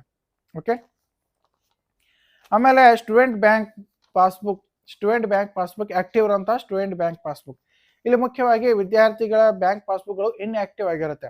ಯಾಕೆ ಇನ್ಆಕ್ಟಿವ್ ಆಗಿರುತ್ತೆ ಅಂದ್ರೆ ಅವರು ಹಲವಾರು ದಿವಸಗಳಿಂದ ಹಲವಾರು ವರ್ಷಗಳಿಂದ ಅದನ್ನು ಬ್ಯಾಂಕ್ ಪಾಸ್ಬುಕ್ ಯೂಸೇ ಮಾಡಿರಲ್ಲ. ಆದ ಕಾರಣಕ್ಕಾಗಿ ಅದು ಇನ್ಆಕ್ಟಿವ್ ಆಗಿರುತ್ತೆ. ಸ್ಟೂಡೆಂಟ್ ಬ್ಯಾಂಕ್ ಪಾಸ್ಬುಕ್ ಕೂಡ ರೆಡಿ ಇಟ್ಕೊಳ್ಳಿ. ಅಕೌಂಟ್ ರಿಫಂಡ್ ಸಲುವಾಗಿ, ಅಮೌಂಟ್ ರಿಫಂಡ್ ಸಲುವಾಗಿ ಆ ಒಂದು ಬ್ಯಾಂಕ್ ಪಾಸ್ಬುಕ್ ಕೂಡ ಕೇಳಬಹುದು. ಆದ ಕಾರಣಕ್ಕಾಗಿ ವಿದ್ಯಾರ್ಥಿಯ ಅಕೌಂಟ್ ಕೂಡ ನೀವು ತೆಗೆಸ್ಕೊಂಡು ಇಟ್ಕೊಳ್ಳಿ. ನಿಮ್ಮಲ್ಲಿ ಇದ್ರೆ ಅದು ಆಕ್ಟಿವ್ ಇದೆಯಾ ಇಲ್ಲ ಅನ್ನೋ ಬಗ್ಗೆ ನಿಮ್ಮ ಸಂಬಂಧಪಟ್ಟಂತ ಬ್ಯಾಂಕಿಗೆ ಭೇಟಿಯಾಗಿ ಅದನ್ನು ಕೂಡ ಮಾಹಿತಿಯನ್ನು ಪಡೆದುಕೊಳ್ಳಿ. 15ನೇ ಡಾಕ್ಯುಮೆಂಟ್ ಸ್ಟೂಡೆಂಟ್ ಸಿಗ್ನೇಚರ್. ನೀವು ಸ್ಟೂಡೆಂಟ್ ಸಿಗ್ನೇಚರ್ ನಿಮ್ಮ ಒಂದು ಸಿಗ್ನೇಚರ್ ಮಾಡೋದಿರುತ್ತೆ. ಯಾವುದೇ ಕಾರಣಕ್ಕೂ ನೀವೊಂದು ರೂಲ್ ಇರುವಂತಹ ಲೈನ್ ಇರುವಂತಹ ಹಾಳೆಯಲ್ಲಿ ಸಿಗ್ನೇಚರ್ ಮಾಡಿದ್ರೆ ಅದು ವ್ಯಾಲಿಡ್ ಆಗೋದಿಲ್ಲ. ವೈಟ್ ಜೆರಾಕ್ಸ್ ಪೇಪರ್ನಲ್ಲಿ ಸಿಗ್ನೇಚರ್ ಮಾಡಿ ಸ್ಕ್ಯಾನ್ ಮಾಡಿ ಅಪ್ಲೋಡ್ ಮಾಡೋದಿರುತ್ತೆ. ಅದರಂತೆ ಪೇರೆಂಟ್ ಸಿಗ್ನೇಚರ್ ಕೂಡ ವೈಟ್ ಜೆರಾಕ್ಸ್ ಪೇಜಲ್ಲಿ ಸಿಗ್ನೇಚರ್ ಮಾಡಿ ಅಪ್ಲೋಡ್ ಮಾಡೋದಿರುತ್ತೆ. ಅದು ಕೂಡ ರೂಲ್ ಇರುವಂತಹ ಪೇಪರ್ನಲ್ಲಿ ಸ್ಕ್ಯಾನ್ ಮಾಡಿದ್ರೆ, ಅದು ರೂಲ್ ಇರೋ ಪೇಪರ್ನಲ್ಲಿ ಸೈನ್ ಮಾಡಿ ಸ್ಕ್ಯಾನ್ ಮಾಡಿದ್ರೆ ಅದು ವ್ಯಾಲಿಡ್ ಆಗೋದಿಲ್ಲ. ಓಕೆ. UDID card. ಏನಿದೆ UDID ಕಾರ್ಡ್ ಅಂದರೆ ಅಂಗವಿಕಲರಿಗೆ ಸಂಬಂಧಪಟ್ಟಂತಹ PHP ವಿದ್ಯಾರ್ಥಿಗಳಿಗೆ, ಫಿಸಿಕಲ್ ಹ್ಯಾಂಡಿಕ್ಯಾಪ್ಟ್ ವಿದ್ಯಾರ್ಥಿಗಳಿಗೆ ಈ ಒಂದು UDID ಕಾರ್ಡ್ ಹೊಂದಿರ್ತಾರೆ. ಆ ವಿದ್ಯಾರ್ಥಿಗಳು UDID ಕಾರ್ಡ್ ಅನ್ನು ಈ ಒಂದು ಅಂಗವಿಕಲ ಕೋಟಾದಲ್ಲಿ ಸೀಟು ಪಡೆದುಕೊಳ್ಳಲು ಬಳಸಬಹುದು. ಯಾವೆಲ್ಲ ವಿದ್ಯಾರ್ಥಿಗಳು ಅಂಗವಿಕಲ ವಿದ್ಯಾರ್ಥಿಗಳಿದ್ದೀರಾ ಅವರಿಗೆ ಮಾತ್ರ UDID ಕಾರ್ಡ್ ಅನ್ವಯವಾಗುತ್ತೆ. ಅವರು KCT ಅಪ್ಲಿಕೇಶನ್ ಹಾಕುವಾಗ ಈ ಒಂದು UDID ಕಾರ್ಡ್ ಎಂಟರ್ ಕೂಡ UDID ಕಾರ್ಡ್ ನಂಬರ್ ಕೂಡ ಅಲ್ಲಿ ಎಂಟರ್ ಮಾಡೋದಿರುತ್ತೆ. ಉಳಿದಂತೆ ಎಲ್ಲ ವಿದ್ಯಾರ್ಥಿಗಳು ಇದು ಅನ್ವಯ ಆಗೋದಿಲ್ಲ. ಯಾವೆಲ್ಲ ವಿದ್ಯಾರ್ಥಿಗಳಿಗೆ ಅಗ್ರಿಕಲ್ಚರ್ ಕೋಟಾ ಇಂಟ್ರೆಸ್ಟ್ ಇರುತ್ತೆ, ನಾನು ವೆಟರ್ನರಿ ಮಾಡಬೇಕು ಅಥವಾ ಫಾರೆಸ್ಟ್ರಿ ಮಾಡಬೇಕು, ಅಗ್ರಿಕಲ್ಚರ್ ಮಾಡಬೇಕು, ಈ ರೀತಿ ಆಸಕ್ತಿ ಇದೆ, ಅವರು ವ್ಯವಸಾಯಗಾರರ ದೃಢೀಕರಣ ಪತ್ರ ಅಂದ್ರೆ ಸಪ್ರೇಟ್ ಆಗಿ ನೀವು ಇನ್ನೊಂದು ವ್ಯವಸಾಯಗಾರರ ದೃಢೀಕರಣ ಪತ್ರ ಅಂತ ಹೇಳಿ ಸಂಬಂಧಪಟ್ಟಂತ ತಹಸೀಲ್ದಾರ್ ಆಫೀಸ್ನಿಂದ ಪಡೆದುಕೊಳ್ಬೇಕಾಗತ್ತೆ. ಅಗ್ರಿಗೆ ಸಂಬಂಧಪಟ್ಟಂತ ಏನೆಲ್ಲ ಡಾಕ್ಯುಮೆಂಟ್ಸ್ಗಳು ಬೇಕಾಗತ್ತೆ ಅಂತ ಇದ್ದಲ್ಲಿ ಅದು ಮುಂದೆ ಅದು ಅಪ್ಡೇಟ್ ಬಿಟ್ಟಾಗ ಅದ್ರ ಬಗ್ಗೆ ಮತ್ತೆ ಸಂಪೂರ್ಣವಾದಂತ ಸಪ್ರೇಟ್ ಆಗಿ ಇನ್ನೊಂದು ವಿಡಿಯೋ ಮಾಡಿಕೊಂಡು ನಿಮಗೆ ತಿಳಿಸ್ತೀನಿ. ವ್ಯವಸಾಯಗಾರರ ದೃಢೀಕರಣ ಪ್ರಮಾಣ ಪತ್ರ ಅದು ಕಂಪಲ್ಸರಿ ಆಗಿ ಅಗ್ರಿಕಲ್ಚರ್ ಕೋಟಾ ವಿದ್ಯಾರ್ಥಿಗಳಿಗೆ ಬೇಕಾಗುತ್ತೆ. ಅದರಂತೆ ಸ್ಟೂಡೆಂಟ್ ಫೋಟೋ. ವಿದ್ಯಾರ್ಥಿಯ ಇತ್ತೀಚಿನ 2026ರಲ್ಲಿ ತೆಗೆದುಕೊಂಡಿರೋ 2025ರಲ್ಲಿ ಕನಿಷ್ಠ ಪಕ್ಷ ರೀಸೆಂಟ್ ಆಗಿರುವಂತಹ ಪಾಸ್ಪೋರ್ಟ್ ಸೈಜ್ ಫೋಟೋಸ್ ನೀವು 8 ಕಾಪಿ ಆದರೂ ತೆಗೆದುಕೊಳ್ಳಿ. ಅದನ್ನ ನೀವು ಎಲ್ಲ KCT ಕೌನ್ಸಿಲಿಂಗ್ ಪೂರ್ತಿ ಮುಗಿಯೋರು ಕೂಡ ಬಳಸಬಹುದು. KCT ಅಪ್ಲಿಕೇಶನ್ ಆಗಿರಲಿ, ಅಡ್ಮಿಷನ್ ಕೂಡ ಅದನ್ನ ಬಳಸಬಹುದು. ಒಟ್ಟಿನಲ್ಲಿ ರೀಸೆಂಟ್ ಆಗಿರುವಂತಹ ಪಾಸ್ಪೋರ್ಟ್ ಸೈಜ್ 8 ಕಾಪೀಸ್ ನಿಮ್ಮಲ್ಲಿ ಇರಬೇಕು. ಆಮೇಲೆ ಯಾವೆಲ್ಲ ವಿದ್ಯಾರ್ಥಿಗಳು ಸ್ಪೆಷಲ್ ಕ್ಯಾಟಗರಿ ರಿಸರ್ವೇಷನ್ ಹೊಂದಿರ್ತೀರಾ ಅಂದ್ರೆ NCC ಆಗಿರಲಿ, ಸ್ಪೋರ್ಟ್ಸ್ ಆಗಿರಲಿ, ಡಿಫೆನ್ಸ್ ಆಗಿರಲಿ, ಈ ರೀತಿ ಹಲವಾರು ಸರ್ಟಿಫಿಕೇಟ್ಗಳಲ್ಲಿ ಹಲವಾರು ಸರ್ಟಿಫಿಕೇಟ್ ಹೊಂದಿರ್ತೀರಾ. ಆ ಒಂದು ಮೀಸಲಾತಿ ಆ ಒಂದು ಸರ್ಟಿಫಿಕೇಟ್ ಹೊಂದಿರುವಂಥ ವಿದ್ಯಾರ್ಥಿಗಳಿಗೆ NCC ಸರ್ಟಿಫಿಕೇಟ್ ಕೂಡ ಅದರ ನಂಬರ್ ಎಂಟರ್ ಮಾಡೋದಿರುತ್ತೆ. ಸ್ಪೋರ್ಟ್ಸ್ ನೀವು ಕೋಟಾದಲ್ಲಿ ಭಾಗವಹಿಸೋದಿದ್ರೆ ಸ್ಪೋರ್ಟ್ ಕೋಟಾಗೆ ಸಂಬಂಧಪಟ್ಟಂತ ನಿಮ್ಮಲ್ಲಿ ಸರ್ಟಿಫಿಕೇಟ್ ಇದ್ರೆ ಅವರು ಕೂಡ ಅಲ್ಲಿ ಭಾಗವಹಿಸಬಹುದು. ಅದರ ನಂಬರಲ್ಲಿ ಎಂಟರ್ ಮಾಡೋದಿರುತ್ತೆ. ನಿಮ್ಮ ಸಂಬಂಧಪಟ್ಟಂತ ನಿಮ್ಮ ಒಂದು ಶಾಲೆಗಳಲ್ಲಿ ಈ ಒಂದು ಸರ್ಟಿಫಿಕೇಟ್ನು ಕೊಟ್ಟಿರುವಂತಹ ಸರ್ಟಿಫಿಕೇಟ್ಗಳ ನಂಬರ್ಗಳನ್ನು ಅಲ್ಲಿ ಎಂಟರ್ ಮಾಡಬೇಕಾಗುತ್ತೆ. ಓಕೆ. ಯಾವೆಲ್ಲ ವಿದ್ಯಾರ್ಥಿಗಳು ರಿಪೀಟರ್ ಇದ್ದೀರಾ 2024ರಲ್ಲಿ, 2023ರಲ್ಲಿ, 2022ರಲ್ಲಿ ಎಕ್ಸಾಮಿನೇಷನ್ ಬರೆದು ಮತ್ತೆ 2026ರಲ್ಲಿ ಎಕ್ಸಾಮಿನೇಷನ್ ಬರಿತಾ ಇದ್ದೀರಾ ಅಂತ ವಿದ್ಯಾರ್ಥಿಗಳಿಗೆ KCT 2025ರ ಹಾಲ್ ಟಿಕೆಟ್ ಮುಖ್ಯವಾಗಿ ಬೇಕಾಗುತ್ತೆ. ಇಲ್ಲಿ ವಿದ್ಯಾರ್ಥಿಗಳು ಗಮನವಹಿಸಿ 2025ರ ಹಾಲ್ ಟಿಕೆಟ್ ಮುಖ್ಯವಾಗಿ ಬೇಕು. ಯಾವೆಲ್ಲ ವಿದ್ಯಾರ್ಥಿಗಳು ರಿಪೀಟರ್ ವಿದ್ಯಾರ್ಥಿಗಳಿದ್ದೀರಾ 2025ರಲ್ಲಿ ಎಕ್ಸಾಮಿನೇಷನ್ KCT ಅಂದ್ರೆ 2023ರಲ್ಲಿ, 2024ರಲ್ಲಿ ಅಥವಾ 2025ರಲ್ಲಿ KCT ಎಕ್ಸಾಮಿನೇಷನ್ ಬರೆದು ಮತ್ತೆ ಈ ವರ್ಷ 2026ರಲ್ಲಿ ಈ KCT ಎಕ್ಸಾಮಿನೇಷನ್ ಬರೀತೀರಿ ಅಂತ ಇದ್ದಲ್ಲಿ ನಿಮ್ಮ ಒಂದು ಹಾಲ್ ಟಿಕೆಟ್ ನಂಬರ್ ಅಲ್ಲಿ ಕಡ್ಡಾಯವಾಗಿ ಎಂಟರ್ ಮಾಡಬೇಕಾಗುತ್ತೆ. ಆದ ಕಾರಣಕ್ಕಾಗಿ KCT ಹಾಲ್ ಟಿಕೆಟ್ ಕೂಡ ನಿಮ್ಮಲ್ಲಿ ಸಪ್ರೇಟ್ ಆಗಿ ರೆಡಿ ಇಟ್ಕೊಳ್ಳಿ. ಆಮೇಲೆ KCT 2025ರ ಅಪ್ಲಿಕೇಶನ್ ಕಾಪಿ, KCT 2025ರ UGCT 2025ರ ಅಪ್ಲಿಕೇಶನ್ ಕಾಪಿ, ಅದರಲ್ಲೇ ಎಲ್ಲ ನಿಮ್ಮ ಒಂದು ಸ್ಕೂಲ್ ಡೀಟೇಲ್ ಅನ್ನು ನೋಡಿ ಮತ್ತೆ ಎಂಟರ್ ಮಾಡೋದಿರುತ್ತೆ. ಆದ ಕಾರಣಕ್ಕಾಗಿ ನಿಮ್ಮ ಒಂದು KCT 2025ರ ಅಪ್ಲಿಕೇಶನ್ ಕೂಡ ನೀವು ಸಪ್ರೇಟ್ ಆಗಿ ಇಟ್ಕೊಳ್ಳಿ. ಒಂದು ಇರದೇ ಇದ್ರೂ ಕೂಡ ಯಾವುದೇ ರೀತಿ ತೊಂದರೆ ಇಲ್ಲ. ಆದರೆ ಕಂಪಲ್ಸರಿ ಆಗಿ KCT ಹಾಲ್ ಟಿಕೆಟ್ ಮಾತ್ರ ಕಂಪಲ್ಸರಿ ಆಗಿ ಬೇಕು. ಓಕೆ. ಅದರಂತೆ student study detail 1 to 12th. ಇಲ್ಲಿ ಸ್ಟೂಡೆಂಟ್ ಸ್ಟಡಿ ಡೀಟೇಲ್ ಅಂದ್ರೆ ವಿದ್ಯಾರ್ಥಿಗಳು 1ನೇ ತರಗತಿಯಿಂದ 12ನೇ ತರಗತಿವರೆಗೆ ಎಲ್ಲೆಲ್ಲಿ ಕಲ್ತಿದ್ದೀರಾ, ಎಲ್ಲೆಲ್ಲಿ ನೀವು ಶಾಲೆಗಳನ್ನು ಕಲ್ತಿದ್ದೀರಾ ಅಲ್ಲಿ ಅನ್ನೋ ಬಗ್ಗೆ, ಅದರ ತರಗತಿ ಆಗಿರಲಿ, ಪಾಸಾದ ವರ್ಷ ಆಗಿರಲಿ, ಶಾಲೆ ಹೆಸರು ಆಗಿರಲಿ ಅಥವಾ ವಿಳಾಸ ಆಗಿರಲಿ, ಈ ಒಂದು ಸಪ್ರೇಟ್ ಆಗಿ ಒಂದು ಬಿಳಿ ಹಾಳೆಯಲ್ಲಿ ಬರೆದುಕೊಂಡು ಇಟ್ಕೋಬೇಕು. ಯಾಕಂದ್ರೆ ಕೆಲವು ವಿದ್ಯಾರ್ಥಿಗಳು ಅಡ್ಮಿಷನ್ ಒಂದ್ ಕಡೆ ಮಾಡಿರ್ತೀರಾ, 1ನೇ ತರಗತಿಯಿಂದ 12ನೇ ತರಗತಿ ಸಂಪೂರ್ಣವಾಗಿ ನೋಡಿ. ಅಡ್ಮಿಷನ್ ಒಂದ್ ಕಡೆ ಇರುತ್ತೆ, ಹಾಗೂ ನೀವು ಕಲಿಯೋದು ಕೋಚಿಂಗ್ ಇನ್ನೊಂದ್ ಕಡೆ ಇರುತ್ತೆ. ಆ ಒಂದು ವೇಳೆಯಲ್ಲಿ ನಿಮಗೆ ತೊಂದರೆ ಆಗುತ್ತೆ, ನಿಮ್ಗೆ ಕನ್ಫ್ಯೂಷನ್ ಆಗುತ್ತೆ ಅಪ್ಲಿಕೇಶನ್ ಹಾಕುವ ವೇಳೆಯಲ್ಲಿ. ಆದ ಕಾರಣಕ್ಕಾಗಿ ಸರಿಯಾಗಿ 1ನೇ ತರಗತಿಯಿಂದ 12ನೇ ತರಗತಿವರೆಗೆ ಎಲ್ಲೆಲ್ಲಿ ನೀವು ಕಲ್ತಿದ್ದೀರ ಅನ್ನೋ ಬಗ್ಗೆ ಒಂದು ಸಂಕ್ಷಿಪ್ತವಾದಂತಹ ಒಂದು ಬಿಳಿ ಹಾಳೆಯಲ್ಲಿ ನೀವು 1ನೇ ತರಗತಿ ಆಗಿರಲಿ, ಪಾಸಾದ ವರ್ಷ ಆಗಿರಲಿ, ಶಾಲೆ ಹೆಸರಾಗಿರಲಿ ಸಂಕ್ಷಿಪ್ತವಾಗಿ ಬರೆದುಕೊಂಡು ಇಟ್ಕೊಳ್ಳಿ. ಅಪ್ಲಿಕೇಶನ್ ಹಾಕುವಾಗ ಈಜಿ ಆಗುತ್ತೆ. ಕೆಲವೊಂದು ವೇಳೆಯಲ್ಲಿ STS ಮುಖಾಂತರ 7 ವರ್ಷ ಆಗಿರಲಿ, 5 ವರ್ಷ ಅಥವಾ 10 ವರ್ಷ ಅಥವಾ 9 ವರ್ಷ ಈ ರೀತಿ ಡೈರೆಕ್ಟ್ ಆಗಿ ಫೆಚ್ ಆಗಿ ಆಟೋಮೆಟಿಕ್ ಆಗಿ ತೆಗೆದುಕೊಳ್ಳುತ್ತೆ. ಉಳಿದಂತೆ 4-5 ವರ್ಷಗಳು ನೀವು ಡೈರೆಕ್ಟ್ ಮತ್ತೆ ಎಂಟರ್ ಮಾಡೋದಿರುತ್ತೆ. ಆದ ಕಾರಣಕ್ಕಾಗಿ ಸಪ್ರೇಟ್ ಆಗಿ ಇಟ್ಕೊಳ್ಳೋದು ಬಹಳಷ್ಟು ಮುಖ್ಯ. ಓಕೆ, ಆಮೇಲೆ ಕೃಷಿ ಕಾರ್ಮಿಕ ಪ್ರಮಾಣ ಪತ್ರ. ಯಾವೆಲ್ಲ ವಿದ್ಯಾರ್ಥಿಗಳ ಪಾಲಕರು ಅಗ್ರಿಕಲ್ಚರ್ ಲ್ಯಾಂಡ್ ಹೊಂದಿಲ್ಲ, ಅಂದ್ರೆ ಒಂದು ಜಮೀನು ಹೊಂದಿಲ್ಲ, ಅವರು ಕೃಷಿ ಕಾರ್ಮಿಕ ಪ್ರಮಾಣ ಪತ್ರ ಪಡೆದುಕೊಂಡು ಈ ಒಂದು ಅಗ್ರಿಕಲ್ಚರ್ ಕೋಟಾದಲ್ಲಿ ಎಲಿಜಿಬಲ್ ಆಗ್ತೀರಾ. ಕೃಷಿ ಕಾರ್ಮಿಕ ಪ್ರಮಾಣ ಪತ್ರ ಕೂಡ ನಿಮ್ಮ ಸಂಬಂಧಪಟ್ಟಂತಹ ತಹಸೀಲ್ದಾರ್ ಆಫೀಸ್ನಿಂದ ಪಡೆಯಬೇಕಾಗುತ್ತೆ.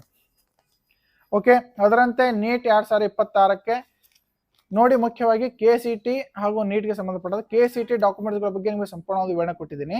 ಈಗ ನೀಟ್ 2026ಕ್ಕೆ ಸಂಬಂಧಪಟ್ಟಂತ ಡಾಕ್ಯುಮೆಂಟ್ಸ್ಗಳು, ಈ KCT ಡಾಕ್ಯುಮೆಂಟ್ಸ್ ಏನೆಲ್ಲ ಹೇಳಿದ್ದೀನಿ ಇವೆಲ್ಲ ಡಾಕ್ಯುಮೆಂಟ್ಸ್ಗಳು ನಿಮಗೆ ಇರಬೇಕು, ನಿಮಗೆ ಅನ್ವಯವಾಗ್ತಿರುವಂತಹ ಡಾಕ್ಯುಮೆಂಟ್ಸ್ಗಳು ನಿಮ್ಮಲ್ಲಿ ಇರಬೇಕು. ಅದರಂತೆ ಮತ್ತೆ ಅದರ ಜೊತೆಗೆ ಈ ಒಂದು ನೀಟ್ ಸಲುವಾಗಿ ಮತ್ತೆ ಏನೆಲ್ಲ ಸ್ಪೆಷಲ್ ಸರ್ಟಿಫಿಕೇಟ್ಗಳು ಬೇಕಾಗುತ್ತೆ, ಬೇರೆ ಬೇರೆ ಸರ್ಟಿಫಿಕೇಟ್ ಬೇಕಾಗುತ್ತೆ ನೋಡಿ. ಯಾವೆಲ್ಲ ವಿದ್ಯಾರ್ಥಿಗಳು OBC ವ್ಯಾಪ್ತಿಯಲ್ಲಿ ಬರ್ತೀರಾ, OBC ವ್ಯಾಪ್ತಿಯಲ್ಲಿ ಒಳಪಡ್ತೀರಾ, ಅವರಿಗೆ OBC NCL ಸರ್ಟಿಫಿಕೇಟ್ ಅನ್ವಯವಾಗುತ್ತೆ. OBC NCL ಸರ್ಟಿಫಿಕೇಟ್ ಅನ್ವಯವಾಗುತ್ತೆ. ಯಾವೆಲ್ಲ ಕಾಸ್ಟ್ ವಿದ್ಯಾರ್ಥಿಗಳು OBC ಅಂಡರಲ್ಲಿ ಬರ್ತೀರಾ ಅವರು OBC ಸರ್ಟಿಫಿಕೇಟ್ ಕಂಪಲ್ಸರಿ ಆಗಿ ನಿಮ್ಮೊಂದು ಸಂಬಂಧಪಟ್ಟಂತ ತಹಶೀಲ್ದಾರ್ ಆಫೀಸ್ನಿಂದ ಇದೊಂದು OBC ಸರ್ಟಿಫಿಕೇಟ್ ಮಾಡಿಸ್ಬೇಕಾಗತ್ತೆ. ಅದು ಸ್ಕ್ಯಾನ್ ಮಾಡಿ ಅಪ್ಲೋಡ್ ಮಾಡೋದಿರುತ್ತೆ ನೀವು ಒಂದು ನೀಟ್ ಅಪ್ಲಿಕೇಶನ್ ಹಾಕುವಾಗ, ಆದ ಕಾರಣಕ್ಕಾಗಿ. ಓಕೆ, ಆಮೇಲೆ EWS certificate, economically weaker section ಅಂತ ಈ ಒಂದು ಸರ್ಟಿಫಿಕೇಟ್ ಕೂಡ ಜನರಲ್ ವಿದ್ಯಾರ್ಥಿಗಳಿಗೆ ನಿಮ್ಮ ಒಂದು ಸಂಬಂಧಪಟ್ಟಂತ ತಹಶೀಲ್ದಾರ್ ಆಫೀಸ್ನಿಂದ ಪಡೆದುಕೊಳ್ಬಹುದು. EWS ಸರ್ಟಿಫಿಕೇಟ್ ಜನರಲ್ ಮೆರಿಟ್ ವಿದ್ಯಾರ್ಥಿಗಳು ಈ ಒಂದು EWS ಸರ್ಟಿಫಿಕೇಟ್ ಪಡೆದ್ರೆ ಅವರು ಕೂಡ ಇಲ್ಲಿ ನೀಟಲ್ಲಿ ರಿಸರ್ವೇಷನ್ ಇರುತ್ತೆ. ಓಕೆ, ಆಮೇಲೆ ಡೊಮಿಸೈಲ್ ಸರ್ಟಿಫಿಕೇಟ್, ಕೆಲವೊಂದು ಕಾಲೇಜುಗಳಲ್ಲಿ ನಿಮ್ಮ ಒಂದು ಎಲ್ಲ ಕೌನ್ಸಿಲಿಂಗ್ ಪ್ರೊಸೆಸ್ ಮುಗಿದು ಉತ್ತಮವಾದಂಥ ಒಂದು ಮೆಡಿಕಲ್ ಆಗಿರಲಿ, BMS ಆಗಿರಲಿ ಅಥವಾ BDS ಆಗಿರಲಿ, ಯಾವುದೇ ಒಂದು ಸೀಟು ಉತ್ತಮ ಅಂತ ಪಡೆದುಕೊಂಡಾಗ ನೀವು ಒಂದು ಕಾಲೇಜಲ್ಲಿ ಅಡ್ಮಿಷನ್ ಮಾಡಲು ಡಾಕ್ಯುಮೆಂಟ್ ಸಬ್ಮಿಟ್ ಮಾಡೋ ವೇಳೆಯಲ್ಲಿ ಈ ಒಂದು ಡೊಮಿಸೈಲ್ ಸರ್ಟಿಫಿಕೇಟ್ ಕೂಡ ಅಲ್ಲಿ ಕೇಳ್ತಾ ಇದ್ದಾರೆ. ಡೊಮಿಸೈಲ್ ಸರ್ಟಿಫಿಕೇಟ್ ಕೂಡ ನೀವು ಆಲ್ರೆಡಿ ತೆಗೆದುಕೊಂಡು ಇಟ್ಕೊಂಡ್ರೆ ಆ ಒಂದು ಅಪ್ಲಿಕೇಶನ್ ಸಬ್ಮಿಟ್ ಮಾಡೋ ವೇಳೆಯಲ್ಲಿ ನಿಮ್ಮ ಎಲ್ಲ ಡಾಕ್ಯುಮೆಂಟ್ ಸಬ್ಮಿಟ್ ಮಾಡೋ ವೇಳೆ ಈಸಿ ಆಗುತ್ತೆ. ಓಕೆ, ಒಂದು ವೇಳೆ ಈಗ ಇರದೇ ಇದ್ರೂ ಕೂಡ ಅಪ್ಲಿಕೇಶನ್ ಸಲ್ಲಿಸಬಹುದು, ಆದರೆ ಆಮೇಲೆ ಆದರೂ ಕಂಪಲ್ಸರಿ ಆಗಿ ತೆಗೆದುಕೊಳ್ಬೇಕಾಗುತ್ತೆ. Domicile certificate as per 10th marks card, ನಿಮ್ಮ ಒಂದು SSLC ಮಾರ್ಕ್ಸ್ ಕಾರ್ಡ್ನಲ್ಲಿ ಇರುವಂತೆ ಎಲ್ಲ ಸರ್ಟಿಫಿಕೇಟ್ಗಳು ಇರಬೇಕು. ಓಕೆ, ಇದು OBC ಸರ್ಟಿಫಿಕೇಟ್ ಆಗಿರಲಿ, EWS ಸರ್ಟಿಫಿಕೇಟ್ ಆಗಿರಲಿ, ಅದರಂತೆ SC ST ಸರ್ಟಿಫಿಕೇಟ್, SC ಅಥವಾ ST ಸರ್ಟಿಫಿಕೇಟ್ ಕೂಡ as per 10th marks card ಪ್ರಕಾರ ಇಂಗ್ಲೀಷ್ನಲ್ಲಿ ಇರಬೇಕಾಗುತ್ತೆ. ಈ ಒಂದು ನೀಟಲ್ಲಿ ಸ್ಕ್ಯಾನ್ ಮಾಡಿ ಅಪ್ಲೋಡ್ ಮಾಡಲು ಇಂಗ್ಲೀಷ್ನಲ್ಲಿ ಇರುವಂಥ SC ST ಸರ್ಟಿಫಿಕೇಟ್ ಕೂಡ ನೀವು ಕಂಪಲ್ಸರಿ ಆಗಿ ಪಡೆದುಕೊಳ್ಬೇಕಾಗತ್ತೆ. ಓಕೆ, 10th ಮಾರ್ಕ್ಸ್ ಕಾರ್ಡ್ನಲ್ಲಿ ಯಾವ ರೀತಿ ಹೆಸರಿದೆ ಅದೇ ರೀತಿ ನಿಮ್ಮ ಒಂದು ಕ್ಯಾಟಗರಿ ಸರ್ಟಿಫಿಕೇಟ್ ಅಲ್ಲೂ ಕೂಡ ಕಂಪಲ್ಸರಿ ಅದೇ ರೀತಿ ಹೆಸರು ಇರಬೇಕು. ಅದರಂತೆ ಮೆನಾರಿಟಿ ಸರ್ಟಿಫಿಕೇಟ್, ಯಾವೆಲ್ಲ ವಿದ್ಯಾರ್ಥಿಗಳಿಗೆ ಮೆನಾರಿಟಿ ಒಳಪಡ್ತೀರಾ, ಅಲ್ಪಸಂಖ್ಯಾತರ ಮೀಸಲಾತಿ ಒಳಪಡ್ತೀರಾ, ಮುಸ್ಲಿಂ ಆಗಿರಲಿ, ಕ್ರಿಶ್ಚಿಯನ್ ಆಗಿರಲಿ, ಬೌದ್ಧ, ಪಾರ್ಸಿ, ಜೈನ, ಈ ವಿದ್ಯಾರ್ಥಿಗಳಿಗೆ ಈ ಒಂದು ಮೆನಾರಿಟಿ ಸರ್ಟಿಫಿಕೇಟ್ ಅನ್ವಯವಾಗುತ್ತೆ. ಅವರು ಸಂಬಂಧಪಟ್ಟಂತ ತಹಸೀಲ್ದಾರ್ ಆಫೀಸ್ನಿಂದ ಈ ಒಂದು ಮೆನಾರಿಟಿ ಸರ್ಟಿಫಿಕೇಟ್ಗಳು ರೆಡಿ ಇಟ್ಕೋಬೇಕಾಗುತ್ತೆ. ಅವರಿಗೆ ಈ ಒಂದು ಮೆನಾರಿಟಿ ಕೋಟಾಲಲ್ಲಿ ಕೂಡ ಮೆಡಿಕಲ್ ಸೀಟ್ ಆಗಿರಲಿ, BMS ಸೀಟ್ ಆಗಿರಲಿ, BHMS ಸೀಟ್ ಆಗಿರಲಿ ಅಥವಾ BDS ಸೀಟ್ಗಳು ಕೂಡ ಪಡೆದುಕೊಳ್ಳಲು ಅರ್ಹರಾಗ್ತೀರಾ. ಅವರು ಕಂಪಲ್ಸರಿ ಆಗಿ ಈ ಒಂದು ಮೆನಾರಿಟಿ ಸರ್ಟಿಫಿಕೇಟ್ ಕೂಡ ಪಡೆದುಕೊಂಡು ಇಟ್ಕೋಬೇಕಾಗುತ್ತೆ UG ನೀಟ್ ಅಪ್ಲೈ ಮಾಡುವಂಥ ವಿದ್ಯಾರ್ಥಿಗಳಿಗೆ. ಆಮೇಲೆ ಸ್ಟೂಡೆಂಟ್ ಫೋಟೋ, ವೈಟ್ ಬ್ಯಾಕ್ಗ್ರೌಂಡ್ ಇರುವಂಥ ಸ್ಟೂಡೆಂಟ್ ಫೋಟೋ ಬೇಕಾಗುತ್ತೆ. ಮುಂದೆ ನೀಟ್ ನೋಟಿಫಿಕೇಶನ್ ಆದಾಗ ಏನೆಲ್ಲ ಡಾಕ್ಯುಮೆಂಟ್ಸ್ಗಳು ಬೇಕು ನೀಟ್ ಸಲುವಾಗಿ ಮಾತ್ರ ಅನ್ನೋ ಬಗ್ಗೆ ಮತ್ತೆ ಇನ್ನೊಂದು ವಿಡಿಯೋ ಮಾಡಿಬಿಡ್ತೀನಿ.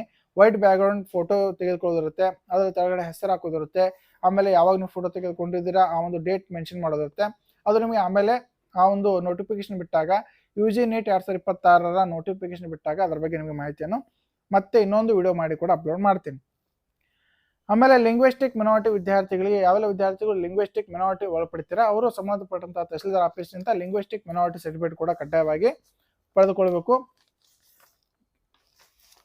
ಆಮೇಲೆ ನೋಡಿ, ಈ ರೀತಿ ಎಲ್ಲ ಡಾಕ್ಯುಮೆಂಟ್ಸ್ಗಳು ನಿಮಗೆ UG CETಗೆ ಏನೆಲ್ಲ ಡಾಕ್ಯುಮೆಂಟ್ಸ್ಗಳು ಬೇಕು, UG ನೀಟ್ಗೆ ಏನೆಲ್ಲ ಡಾಕ್ಯುಮೆಂಟ್ಸ್ಗಳು ಬೇಕು ಅನ್ನೋ ಬಗ್ಗೆ ಸಂಪೂರ್ಣವಾದಂಥ ವಿವರಣೆ ಕೊಟ್ಟಿದ್ದೀನಿ. ಈ ಒಂದು ಮಾಹಿತಿಯ ವಿಡಿಯೋವನ್ನು ಪ್ರತಿಯೊಬ್ಬ KCT ಹಾಗೂ ನೀಟ್ 2026 ಪ್ರತಿಯೊಬ್ಬ ವಿದ್ಯಾರ್ಥಿಗಳಿಗೆ, ಅವರ ಪಾಲಕರಿಗೆ ಈ ಒಂದು ವಿಡಿಯೋನ ಶೇರ್ ಮಾಡಿ.